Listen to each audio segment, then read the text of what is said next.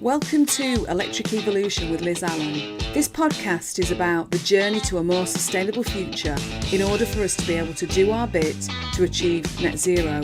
I'll be discussing a variety of topics with experts in their field in order to educate and increase our knowledge of clean energy, electric vehicles and the electric vehicle infrastructure. So whether you're an individual wanting to make a difference at home, a small business or a corporate, this podcast is just for you. So today on the podcast, we've got Nial Riddell from Paua. I'd just like to say thank you very much for joining me, Nial, and I really appreciate it. So as we can see behind you, you have the name of the company in emblazoned pink lights to go with your pink socks. Which I'm not wearing today. Oh, you're not wearing the pink socks today? Well, that's absolutely fine. As people can probably tell, we've already had a bit of a chat and it was hilarious. So I just want to say thank you ever so much for joining me. No worries at all. It's a pleasure to be here. So tell me a bit about yourself and Paua and how did you actually, because you are the co-founder, aren't you, of Paua?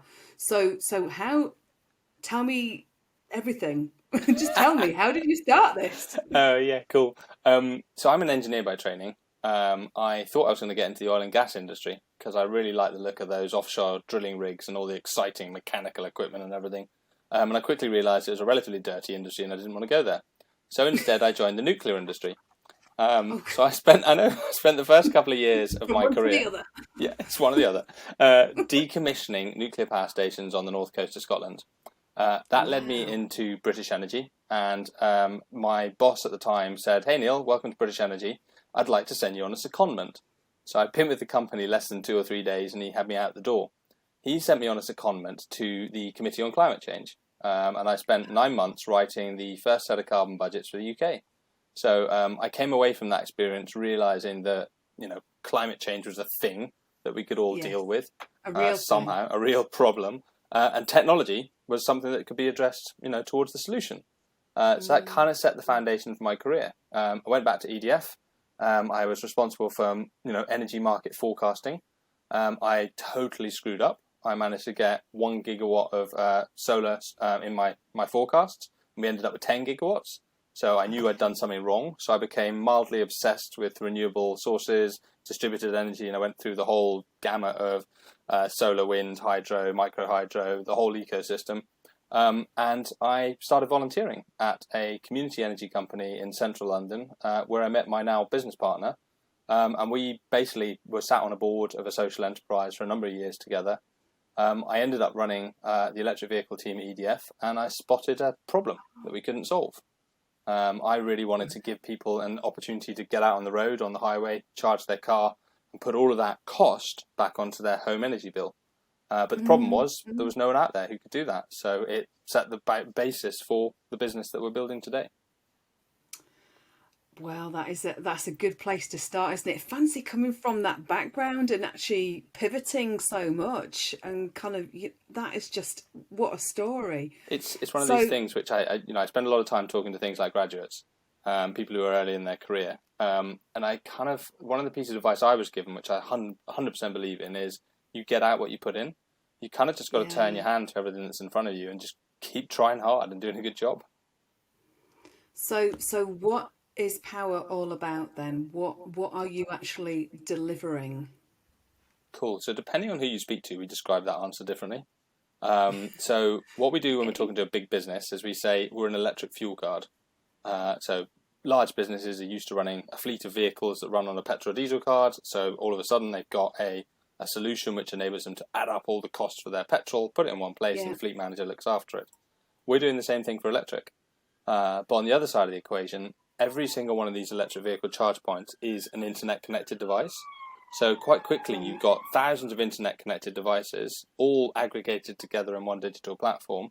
And we can then bring all the data to life. We can bring the insights to life for the fleet manager as well. So although it's all driven off a simple card, there's quite a complex tech platform behind it, including the mobile app that enables you to find chargers, but also all the data that goes back to the fleet manager.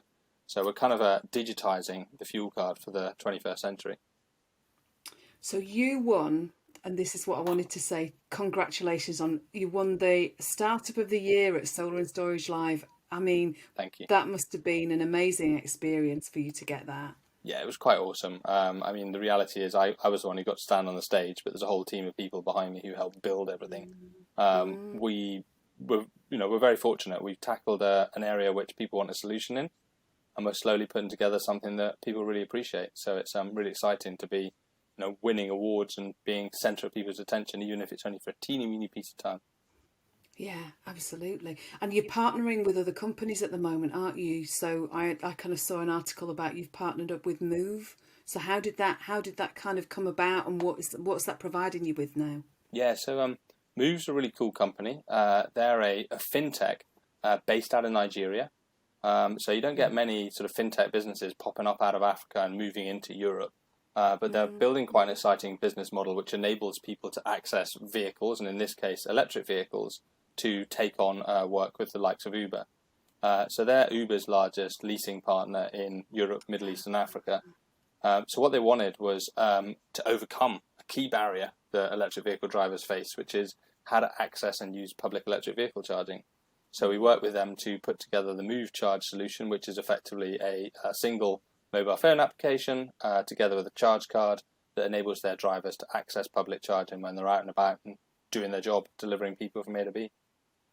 And what networks are these what networks does the Paua card actually work with? So I've got a little list here just to check my knowledge. We've got about, I think, 25 signed contracts now. I think we've got 21 live networks. So we've got a combination from the mighty Shell recharge type networks through to the teeny weeny little networks that are only just emerging. But within that, we've got the likes of Source London, Ionity, Osprey, Chargy. We've got a partnership with SSE now, Alpha Power, ESB, Genie Point. And more recently, we're announcing that we've released a relationship with MFG, who run obviously the forecourts in central London and across the country. And they're building some fascinating kit. So, we're trying to add networks all the time because it's the number one thing that our drivers and our fleet managers are looking for is more network. Network. Absolutely. But that sounds a really brilliant growing it's a growing partnership for you anyway, isn't it? Yeah, we see hundreds, if not thousands, of charge points added from our existing partners every month. So what's quite exciting is that the network grows organically now that we've built the relationships with our various partners. So we're running just over 40% of locations in the UK at the moment that accept the Paua card. We'd love to get that up into the 70-80% territory, but we know now exactly how much work is involved with each one of those relationships. So we spend a lot of time trying to partner up, collaborate, bring people together and solve some of the problems that we face in our industry. So the main way that will work for you to move this forward is through the partnerships then? Yes. We kind of operate a two-sided marketplace. On one side, we've got all the networks or the charge points that drivers want to access, and on the other side, we've got the drivers. And every time we went out and spoke to a fleet manager early on while we were building Paua, they kept saying the same thing.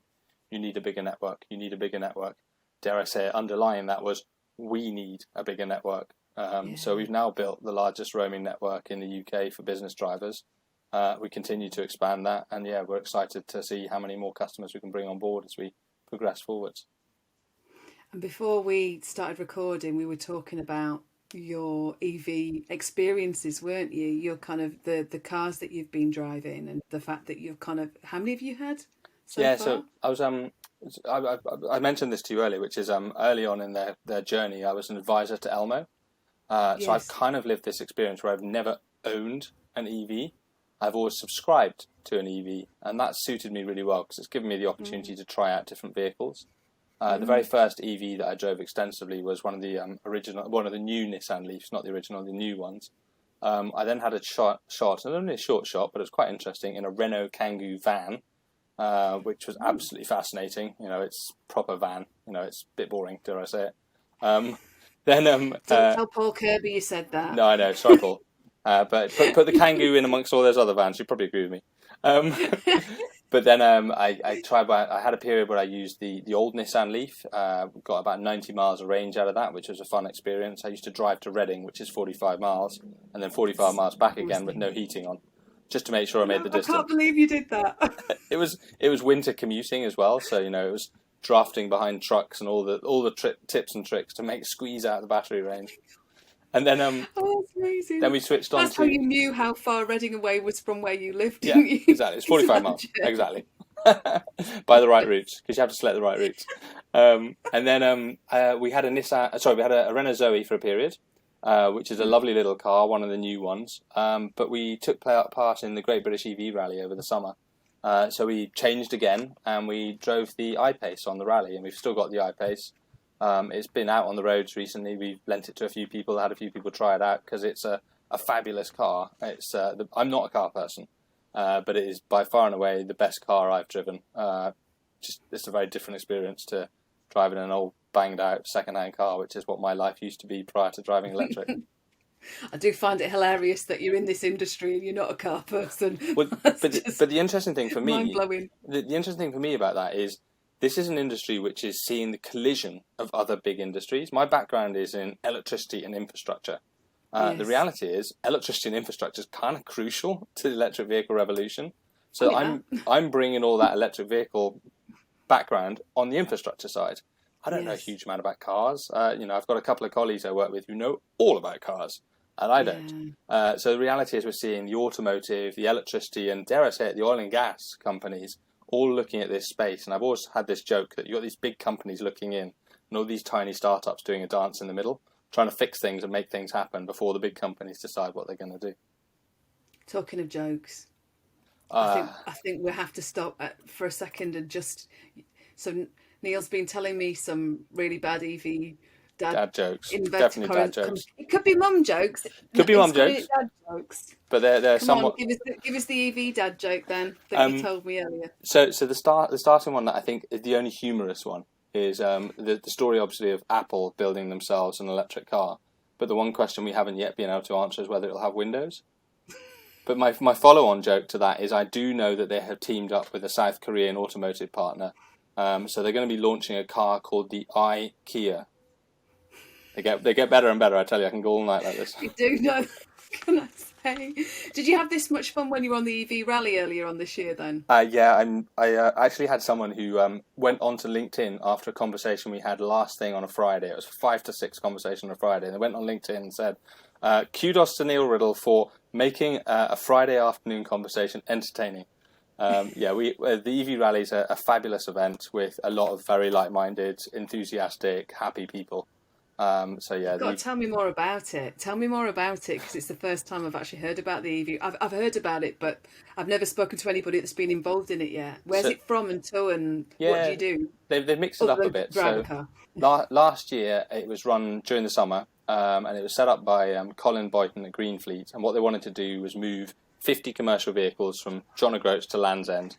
Now, you could make that really boring. You hit the motorway and you drive and you get to the other end. But we added in chunks of the North Coast 500 and then various detours into different parts of the country. We had a track day with the team at Cinch at Rockingham. And we did a number of different detours on that route. But the interesting thing was it was a mixed fleet of cars and vans. And they're going to be doing something very similar this year, but they're calling it the Five Capitals Rally. So it's going to go Cardiff, London, Edinburgh, Dublin, Belfast, Dublin, as their final sort of route. So there'll be a ferry crossing involved this time, which will be entertaining. Run again sometime in July, a number of different companies participating. But the bit they never tell you about, and the bit I think is really interesting, is how do you get to the starts line? So... day zero, the day before the rally, is almost the most interesting day. I live in Teddington, southwest London, and I had to get myself in 24 hours from Teddington to John O'Groats. I happened to live in John O'Groats for a number of years. My background was in the nuclear industry. Yeah, my background was in the nuclear industry up on the north coast of Scotland. Yes. So I knew where it was. I knew how far it was. I managed to drive that distance just over 1,000 miles in under 24 hours, which was quite entertaining. It's kind of goes to the point of proving that if you've got the right mindset and you know what you're doing, you can use an electric car just as much as you can use a diesel car, and you get bored of the motorway miles just like everyone else. Hey, actually, so when I was about 20, I did a journey from John O'Groats to Land's End. It wasn't obviously because I'm a lot older now. So I was actually in a car accident when, I know this sounds a bit sad, and I'm not trying to get anybody getting their violin out, but when I had the car accident, I was only learning to drive at the time. I didn't have a car accident in the car I was learning to drive, by the way. But my driving instructor afterwards, because I was quite badly injured, he actually came up with this idea of actually doing a long John Groats to Land's End journey as as a learner driver. So me and another girl, we drove all the way down, and we were sponsored. So God, this is a long, long time ago. It's like 1980 something or other. I can't remember. I'm not even telling you, but because you'll work my age out. And actually, at that time we raised about £17,000 for Childline. Nice. So we stopped at various places on the way down, and bear in mind we could only ever go on the A roads and B roads. Yeah. And as part of that, what he was trying to do, we'd stop at certain places and we'd do right, I'm going to get you to do a 10 in the road using forward and reverse gears. And I'm like, okay. Just driven for 3 hours. Why am I doing a 3-point turn? Yes. Yes. And he was trying to teach us as we went down, but we kind of, we stopped up at all these different places. I remember being in a hotel where the lead singer, Errol Brown from Hot Chocolate, was. Brilliant. That just stands out in my mind. I don't know why. But then we stopped. So I'm originally from Halifax. We stopped in Halifax on the way back down, and they had a big kind of hurrah about us getting halfway down or part way down. And then I remember I was on Radio Cornwall. Anyway, that's a long time ago. But then, and you probably wouldn't even, I don't know whether you remember the comedian Tom O'Connor. Did you ever remember? I don't know how. Recognise the name. So he used to have a TV programme, and it was called the Tom O'Connor Roadshow. And I just remember, because I was still on crutches, I could drive, but I was still on crutches.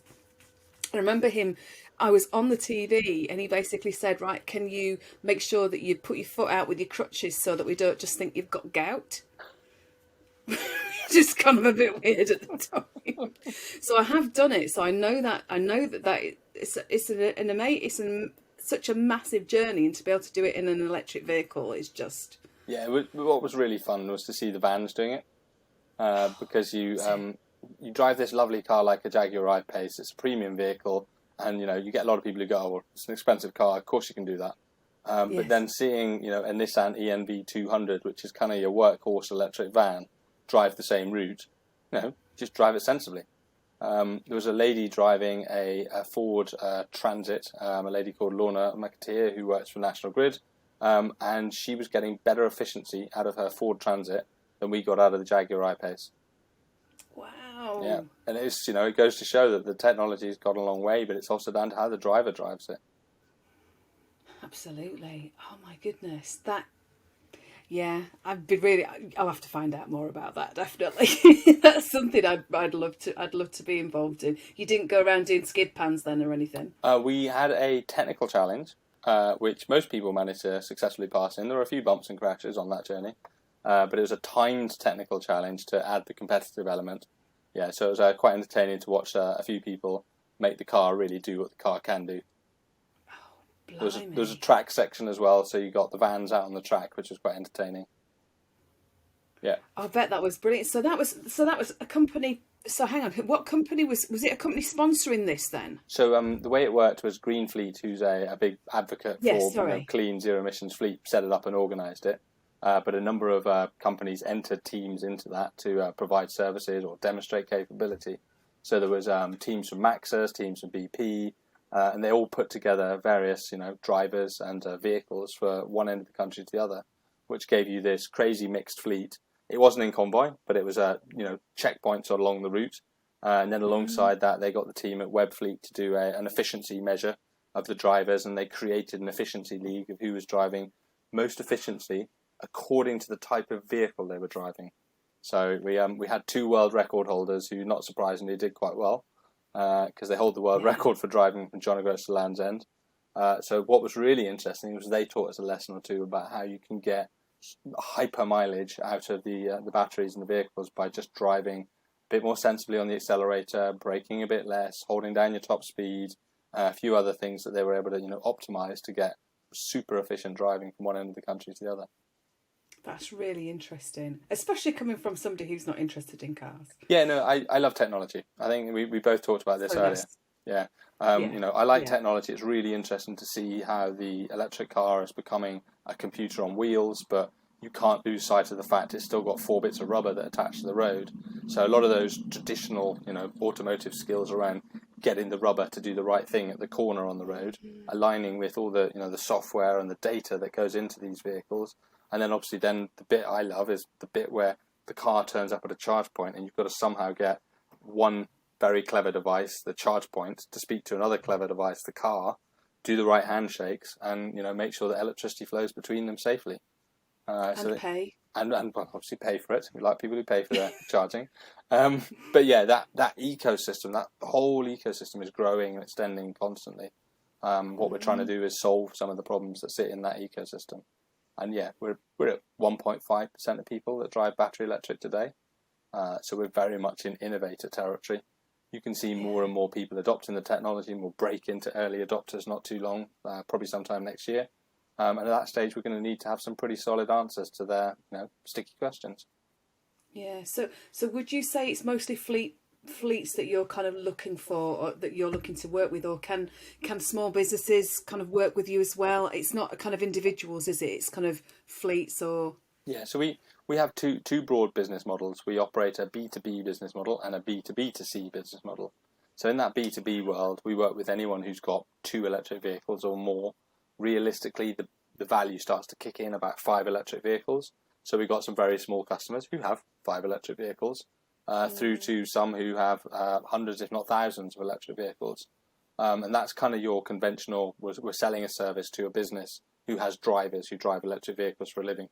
On the other side, we have B2B2C, where we are selling our solution to a business, but that business is then badging it up and labeling it so that their end customer can get benefit. So the kind of companies you see in that space are more like energy companies, leasing companies, and the guys at Move are a great example of that. They lease their vehicles to Uber drivers who then go on and drive it, and they package up the charging as part of that proposition because it gives a value add to the leasing arrangement. But today, we don't serve B2C customers. It's a decision we took some time back. We don't believe we can create enough value for B2C customers to justify what it is we're doing. It might be something we change our minds on in the future, but today it's not something we're focused on. So if there are any kind of fleet professionals who are watching this, how can they find you, Niall? Ah, yes. Now we get into the whole question around how do you spell my name. So I'm in Nial spelt Nial, which keeps people guessing. So I'm Nial at pauatech.com. So that's NIALL at PAUATECH.com. And obviously our website is pauatech.com. But if you type Paua, P-A-U-A, into Google, you've got a damn good shot of finding us. And also you're on LinkedIn quite a lot as well, aren't you? A little bit too much. Yes, I know the feeling.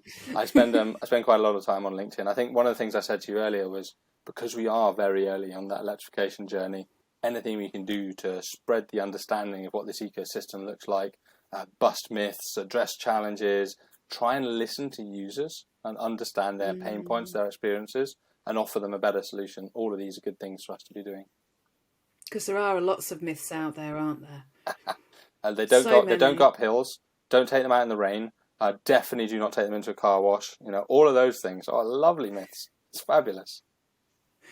So hopefully we can actually help reduce some of these myths and kind of, help people to understand and make kind of informed decisions a little bit better anyway, can't we? Yeah. One of my favourites in this space is we talk a lot. Being an engineer, we talk a lot about kilowatts and kilowatt hours. Kilowatts is a unit of power. That's how much juice you're going to get into your machine. And kilowatt hours is a unit of energy. That's how much energy or juice your machine can hold. And people go, that's very, very complicated. And I go, well, calm down. We'll make it work for you. How many miles per gallon does your diesel vehicle do? And everyone knows how many miles per gallon their diesel vehicle does. And then you turn to them and go, okay, so what's the average price for diesel at the moment? They go, it's $1.90 a litre. And I go, cool. How do you convert litres into gallons?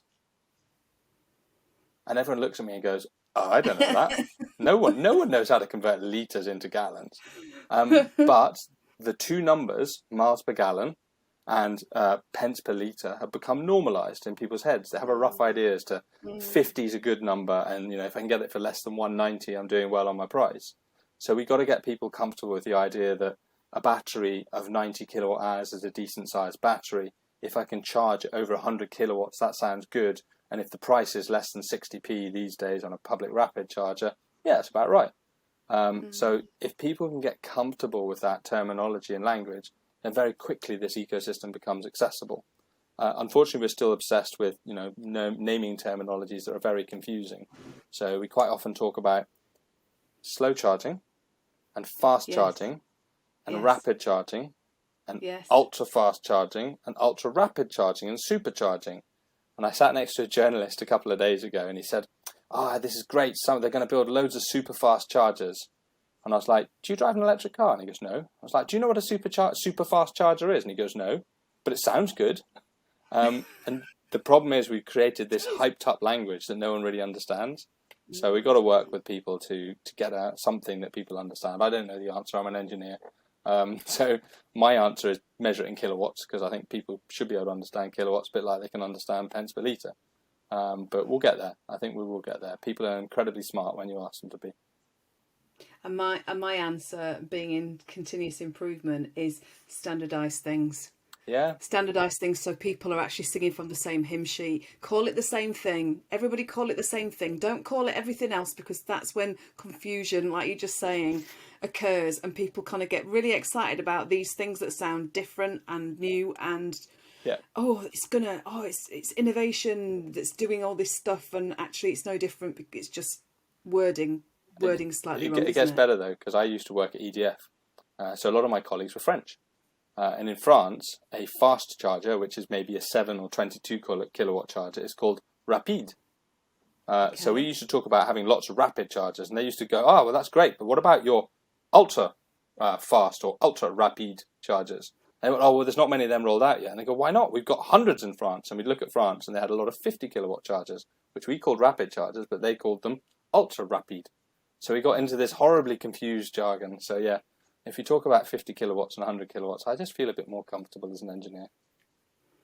So yeah, I totally get it. Like you say, just get everybody singing from the same hymn sheet, please. It's a good idea if it works. Well, listen, I wanted to just say thank you, Niall, for joining me. It's been wonderful. We had a lot of laughs before we even started recording, so I really appreciate your time. No worries. So thank you. I will definitely speak to you again soon. Brilliant. But Thank for you, everybody Liz. else, see you later. Bye. Bye. You've been watching Electric Evolution with Liz Allan. Don't forget to subscribe and click on the bell icon, and you'll receive all of our weekly videos. Thanks for watching. See you soon.